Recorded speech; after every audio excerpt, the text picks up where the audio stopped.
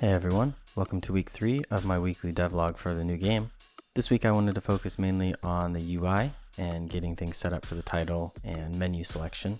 So I figured I'd start by making some graphics that I know I was going to need. I decided that I was going to make a sun.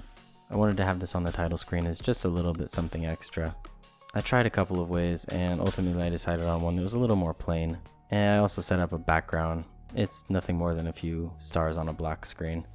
Then I made a star as well. I want to have a feature in the game for progression that requires collection of stars or achievements in each level. So I made this star to kind of work on that for the future while I was making graphics. Then I got into setting up the title screen and working on some of the animations that I wanted to go along with it. So I wanted to have this sun here in the corner with the planets orbiting around it. Eventually I'm going to have other worlds in the game, and each of the planets that are available will be on this sun, kind of rotating around it as you are on the title screen. Then I also wanted to have the spaceship just traveling around the screen, chasing the alien from left to right. It doesn't look like anything really fancy, but I think it adds a nice touch. From there, I moved on to selection of the world screen. There's going to be all the different worlds that you can select on this screen, and then they will have their corresponding levels to go along with them. Each level so far is going to have 8 levels, so I set up a button for each level and then proceeded to set up the sizing so that they all matched through each screen. I wanted them to be kind of similar.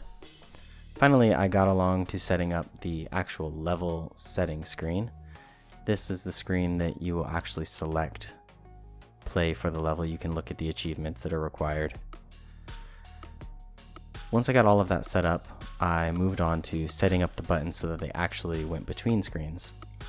This was a little bit harder than I expected it to be.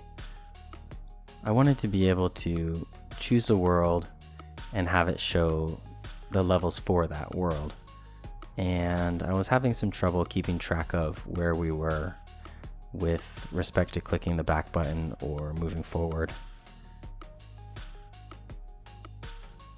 Eventually I did get it working, and overall it seems to work okay. It's not the greatest, and the details for each screen aren't populated, things like the world's name. But that's something I'll work on in the future. So here's a video of what it looks like actual gameplay right now. As I said, it's not anything really fancy, but I think the alien and the spaceship add a little bit something extra to it, so I'm really happy about that. It's a lot of clicks through the menu, so I'm not quite sure I want to leave it that way, or if I'm going to just simplify it, maybe have an option to quick play and it just takes you to the last level that you haven't completed. This week I want to get the game over screen or the end level screen a little bit nicer. It doesn't look very good right now, as well as creating a few more levels. So it's going to be on the next world, which means I do want to add some obstacles in there to make it a little bit more difficult. So I'll be making some new graphics as well as adding in some other features.